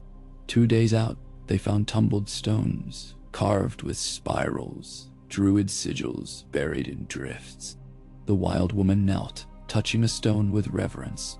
"Children's hall," she whispered. Benjen crossed himself. On the 3rd night, a storm howled, lanterns dancing in mad arcs. Their horses snorted, eyes rolling. Ned's direwolf ghost, accompanying as guardian, stiffened, fur bristling. From beyond tree line came a crackling like ice fracturing. Blue motes floated on wind, drifting toward camp. Then shapes, tall, slender, armor of translucent crystal, eyes burning cold sapphire. Others, the air dropped, breath freezing mid-exhale. Benjen shouted formation. Dragon glass arrows loose, some finding mark. Where obsidian pierced, the creatures shrieked, bodies fracturing into snow dust. Rhaegar drew dawn, its milky glow glaring like captured moonlight. He stepped forward beside Ned, hearts hammering. One other advanced, blade of thin ice hissing. Steel met frost. Dawn clanged, yet did not shatter. Sparks of white vapor spiraled. Rhaegar pressed, blade singing ox. The creature's parries left rime on steel. Then Ned swung his bare iron sword at its flank, while Ghost lunged, forcing opening. Rhaegar drove Dawn through icy ribs. Light burst like shattering star, and the other dissolved. Silence collapsed back, broken only by ragged breathing. The snow-glow motes winked out. 3 brothers lay dead, flesh pale but intact. Frost blossomed along lips. Rhaegar knelt, whispering benediction. Dawn faintly glimmered. He realized, pale as heart of a fallen star, forged ages past, perhaps infused with cosmic heat that thwarts the dead's chill. One more weapon for living. They buried the dead beneath stone cairns. Ashes might have been safer, yet ground froze too hard. At dawn they retreated to Castle Black. There, Rhaegar penned letters. One to Alea, confessing peril yet pledging return. One to Tywin, requesting immediate shipments of ironwood spear shafts for obsidian. One to archmaesters, urging study of moldable glassstick. And last, a missive to the High Septon, call faithful to prayer for warmth of human heart against unnatural winter. The royal column departed south 2 days later, escorting Benjen and Wild Woman to Winterfell for rest. Ned's household received them with solemn courtesy. Rhaegar lingered in crypts beneath grey stone, reading names on sarcophagi: Brandon, Rickard, Lyanna. He placed white winter roses on Lyanna's effigy, whispering that her son thrived, that the realm yet endured. A wolf's howl drifted through vent shafts, mournful balm. On Southward Road, snow thin to drizzle, by the neck geese waded thawing pools. Yet letters outran them. Varys reported whispers of discontent among Ironborn. Balon Greyjoy styling himself Kraken King. Raids on western coast flared anew. Rhaegar quickened pace, leaving Ned to follow with escort. At White Harbor he boarded a swift galley. Winds carried him to Dragonstone in days. The ancient citadel welcomed him with basalt towers wreathed in gull cry. There he met with Queen Dowager Rhaella's trusted retainers, ensuring Dragonstone forges now hammered spearheads from obsidian under direction of Archmaester Helena, a woman of sharp voice and sharper intellect. She showed the king prototypes, glass bolts, dragon glass axe blades fused into iron frames. Rhaegar praised her craft and ordered production tripled. He also visited the old nursery where once he and Viserys played hide-and-seek. Cobwebs draped, broken rocking horse. Salty breeze sighed through cracks. Memories clanged like bells at funeral. He left clutching a seashell Lyanna had gathered on the beach during secret rendezvous. Beyond love lay relic of simple day. When he returned to King's Landing, rumblings awaited. Tywin had dispatched fleets to shield Lannisport from raiders. Stannis insisted Crown forces bolster Dragonstone's channel. Meanwhile, Littlefinger lobbied to privatize harbor defenses for profit. Rhaegar, exhausted from ice and voyage, convened council at dawn. He decreed the Ironborn threat would be met by joint Lannister-Baratheon fleet under command of Stannis, whose stern will and nautical acumen none disputed. Profits of salvage would fund widows of any slain sailors. Tywin's jaw tightened but yielded. Stannis uttered curt, "As the king wills." Littlefinger's plan died quiet. Within days, grey sails masted pike. Victarion Greyjoy led thralls to raid Fair Isle, torching farms. Stannis countered, driving fleet into Ironman Bay, hammering longships with scorpion bolts, tipped in wildfire canisters, a grudging adaptation of old pyromancer's art. Ships burned sea green, Ironborn fled. Rhaegar arrived aboard royal flagship Skyfire to negotiate with Balon. On deck beneath stormy sky, he offered terms. Autonomy of Isle's ancient laws in exchange for fealty and yearly tribute of tar and pitch for wall signal fires. Balon spat salt, refusing. Stannis prepared catapults, Yet Asha Greyjoy, Balon's daughter, keen of eye, stepped forward, voicing sense. "The dragon rides with winter at his heels, father. Better we bow now than break later." Balon glowered, but, face lined by salt and pride, signed pact. The Kraken bent, if grudgingly. As fleets dispersed, a raven intercepted from Essos reached the king. Jorah's hand. He failed to locate Daenerys in Pentos. She had departed with Khalasar toward the Dothraki Sea. Viserys rode at her side, boasting of conquest across Sunset Water. Jorah feared marriage bargain sealed already. Rhaegar clenched parchment, gaze distant. He resolved to send dragons for sister, not of fire, but of gold and compassion. Another letter penned, this time to Illyrio, offering trade pacts and safe haven for Targaryen exiles, urging return before the Dothraki crossed. Whether Illyrio would betray horse lords for coin remained unknown. Meanwhile, Golden Company engineers uncovered veins of petrified wood beneath the hills near Bitterbridge. Fossilized forest turned to stone so dense it rivaled granite. They proposed quarrying slabs for coastal defenses. Rhaegar approved but ordered oversight by crown surveyors. He sensed ambition, true, as the day is long inside Captain Toyn's mild eyes. Autumn tipped to winter early again. This time snow fell even on Old Town's lemon groves. Masters consulted celestial charts. A long night not seen in 8 millennia approached. Cycle of tilt and tilt. Rhaegar stood on the Red Keep parapet, snowflakes dissolving on eyelids, and recalled Aemon's tales of the first long night when darkness devoured sunrise.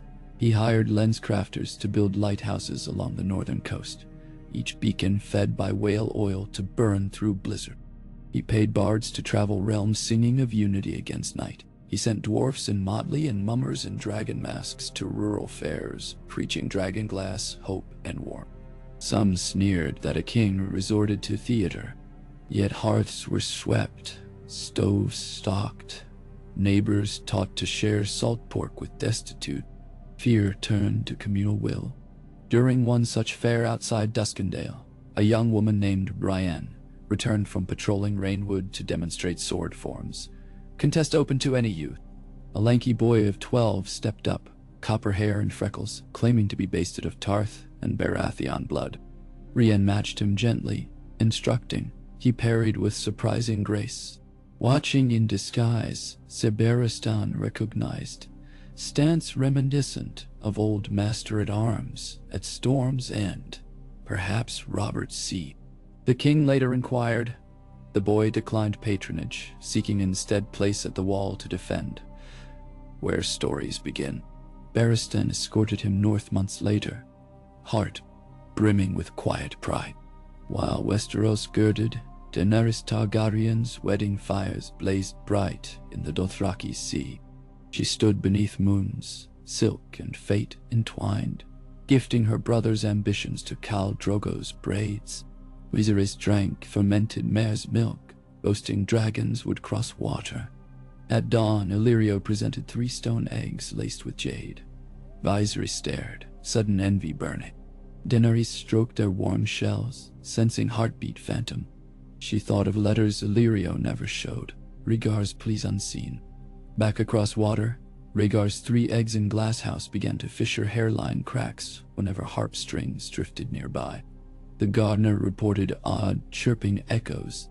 Maester Pylos speculated that constant heat and melody might coax life improbable.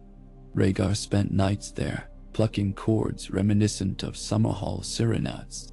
Cracks webbed wider, but still no hatch. He dared not force, time would deliver or not. The wall, meanwhile, burned with blue-white auroras each night. Benjen reported walking corpses repelled by new obsidian mines at Storrel's Point, yet numbers grew. Rhaegar dispatched 500 fresh men, including Ironborn volunteers, under Asha's banner. Together they carved redoubts, stockpiled tar pots, and lined tunnels with mirror bronze panels to bounce torchlight. Under skies swirling color like oils in tide pools, living and dead prepared for clash. Storm's End hosted Wintermoot of Lords to finalize realm-wide muster plans. There, RHAEGAR announced formation of the Dawn Guard, an order open to Second Sons, small folk, even women, sworn to defend humanity when Winter's Heart arrives. Brienne accepted captaincy alongside Ser Jorah and Ashok Greyjoy, each symbolizing unity of disparate blood. Lords grumbled until Queen Elia, arriving after sea voyage despite frailty, stepped forward and pledged Dornish spears to the Dawn Guard cause. Her voice rang clear: when life itself is besieged, grievances are luxury. Silence followed, then grudging assent.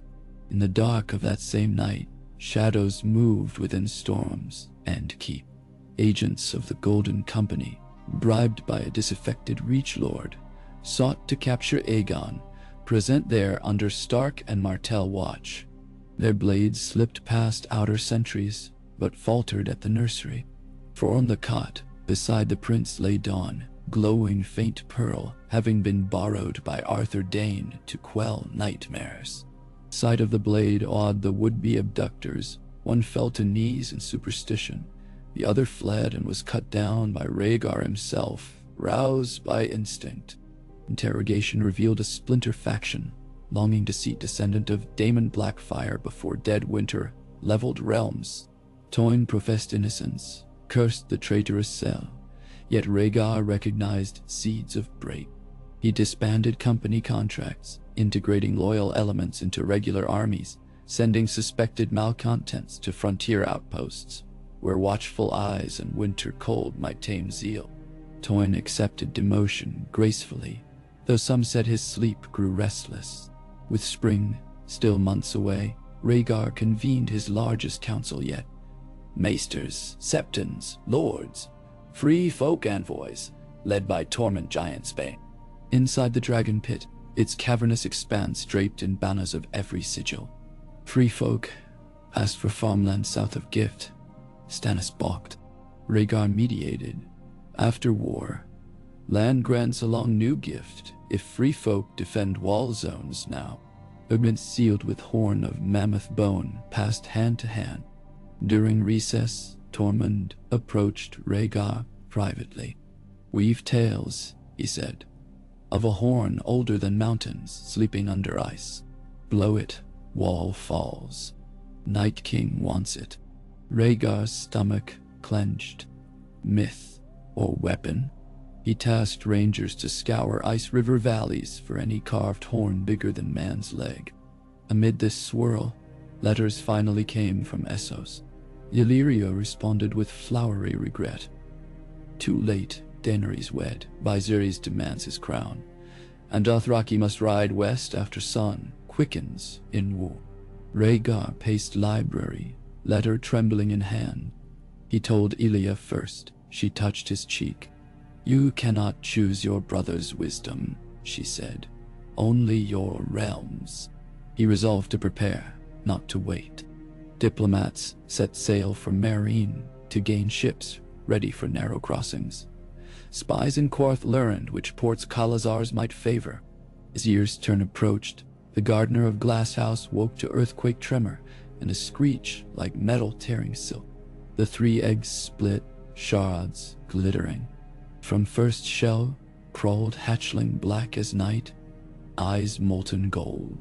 Second birthed green dragon shimmering emerald. Third gleamed pale silver, wings translucent pink. The gardener felt unease. RHAEGAR arrived within breaths, heart pounding. Flame flickered at Babe's nostrils, tiny sparks. He gathered them in cloak, tears streaking cheeks. "Fire lives," he whispered. Master Pilos recorded moment in trembling script. Dragons reborn, year 303 after conquest under rule of King Rhaegar Thrice. News spread before dawn. Bells pealed. Small folk filled streets chanting, "Bright fire! Bright fire!" In council chamber, faces ranged from awe to dread. RHAEGAR ordered construction of secluded eyrie atop Aegon's high hill. Dragons named Nyssa, Syrax, and Starfall. He forbade use as weapons unless darkness left no choice. Yet realm changed overnight. Enemies measured threat anew. Ballads painted Rhaegar not only Harp King, but Dragon Shepherd. Winter made landfall full fury. Blizzards swallowed the gift. At Westwatch, shrieking hordes of whites pressed ramparts. Dragon glass arrows felled dozens, yet for each dead, 2 rose. Benjen signaled with fire arrows south. Rhaegar, training dragonets on windswept battlements, felt call as tug in marrow. He convened war council. Time. The realm would march north. Dawn Guard, household knights, free folk, sellsword companies now bound by wage and principle. Tywin summoned 50,000 under lion banners. Mace Tyrell matched. Even Dorne's light cavalry rode, cloaks snapping color against snow. Dragons growing quick, weeks old yet wings already broad as cart. They shrieked for open sky. On frost-clear morning, Rhaegar mounted Nyssa, its scales black-blue, talons gripping harness wrought of Valyrian steel chain. Rising into cold air, he felt heartbeat with every wing beat. Below, Aegon watched, eyes wide. Elia clutching shoulders, Barristan led cavalry, Arthur Dayne at vanguard. Brienne and Jorah marshaled Dawn Guard, obsidian pikes glinting, tug. Lines of men, women, and dragons stretched across tundra as sun anemic rose. At the wall's shadow, defenders cheered, for hope soared above on beating wings. The Night King, atop blighted glacier, saw dragon flame licking clouds and marshaled legions of ice. Songs would acclaim what followed lasted 7 days and 7 nights. Some said time itself warped in storm's heart. First came silence, broken by thunder of hooves. Asha Greyjoy's spears crashed into undead giants. Obsidian axes cleaved knees, toppling titans that shattered under weight. Tyrell archers loosed shafts of glass-tipped yew, meteors arcing. Lannister scorpions fired wildfire-filled clay pots, setting white walkers ablaze in eerie emerald. Above Nyssa and Syrax's dove, hissing flame that melted ice shields. Starfall circled, still young, but spewed sparks onto white swarms. Night King himself advanced, blade of purest moon metal, frost storm swirling. Wherever he walked, fire guttered. Benjen faced him with dragonglass spear. Thrust met unholy parry. Spear snap. Night King raised sword to cleave. Then dawn flashed. Parry of starlight. Arthur Dayne stepped between, eyes bright. 2 ancient weapons clashed, one sky-forged, one night-forged. Sparks spiraling. Frost crept along dawn's edge. Dayne grimaced, muscles locking. Rhaegar landed Nyssa behind Ice Host, sprinted through melee. He drew second weapon, Lyanna's bare iron blade gifted by Robb. He hurled it like javelin. The iron thumped into Night King's back, distracting. Dayne seized moment, driving Dawn deep into icy chest. Crack like mountain splitting thundered. The Night King froze, fissuring, then shattered to hail. Ice storm ceased. Whites collapsed as puppet strings cut, bodies inert. Silence bloomed, broken by a single sob of relief. Snow still fell, but merely snow. Survivors knelt. Rhaegar embraced Dayne, tears freezing on cheeks. Losses heavy. Stannis wounded, chest pierced but alive. Tyrell heir slain. Many brothers perished. Yet dawn painted wall, rose gold. Dragons landed, crooning over field of midnight glass shards. With dawn came wind from south. Warm, scented of cedar. Long night broken. Maesters measured sun's trajectory. Days lengthened once more. Benjen lit great pyre for dead. Rhaegar sang elegy on harp, strung with hair of fallen knights, voice raw die. Victorious, armies returned south. Rhaegar refused triumph parade. He decreed day of mourning followed by festival of renewal. Winter's memory would temper pride. He revoked war taxes, opened granaries, ordered seeds distributed free for spring sowing. He knighted Brienne, naming her Lady Commander of Dawn Guard, and granted free folk equal rights to northern pasture. Yet, threats lingered. Across narrow sea, Khal Drogo's Khalazar gathered near Slaver's Bay. Viserys, crowned with molten gold after insulting Khal, died screaming. Daenerys, freed of his shadow, walked funeral flames clutching her own dragon eggs. Fire consumed pyre. From ashes came 3 hatchlings, bigger than those in Westeros, riding mother's shoulders. Witnesses knelt, hailing her stormborn. Rhaegar learned months later, via merchant whisper, sister alive, a mother of dragons. Relief and anxious curiosity mingled. The prophecy's balance shifted, fire on both sides of water. Back home, Golden Company remnants found purpose building roadways. Tywin mentored bastards in swordcraft, atoning for rebellion within. Tywin, impressed by unity forged in night, softened edges. He penned letters praising Dawn Guard funds for widows' pensions. Ilya's health improved in warm spring. She walked gardens with Aegon and dragons perched overhead. Nyssa, Syrax, and Starfall nested atop Maegor's holdfast, their calls echoing across city each dawn, exhilarating and cautioning citizens in equal measure. On Midsummer's Eve, Rhaegar convened Commons Assembly beneath open sky of the Dragon Pit, no roof between living and fates. Representatives from every free city, free folk, noble house, guild, and sept, listened. He laid dawn before them, point buried in earth. Night sought to unmake us, he said, voice carrying. We prevailed as one realm, not dragon, stag, wolf, lion, kraken, or rose alone, but all together. Therefore let walls between highborn and low crumble like ice before sun. He announced abolition of serfdom in crownlands, path to manumission, realm-wide. He granted voting seats in Commons Assembly to representatives proportional to population. Mummers gasped, lords stiffened, yet small folk roared. The realm changed again. Ned Stark returned north, promise kept. Benjen took leave to visit Winterfell first time in years. Heroes' welcome awaited. Stannis sailed to Dragonstone to oversee rebuilding. He accepted title of Lord Chancellor of Ships, a role mixing duty and independence. Tywin hosted royal progress at Casterly Rock, featuring tourney, where Jaime jousted Arthur Dayne to honorable draw. A clash of light and gold, forging mutual respect.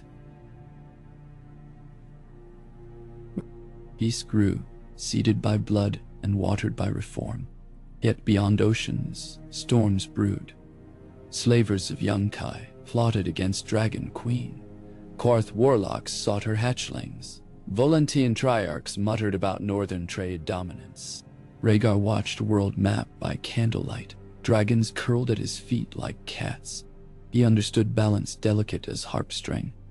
Too taut, and it snapped. Too slack, and melody faltered.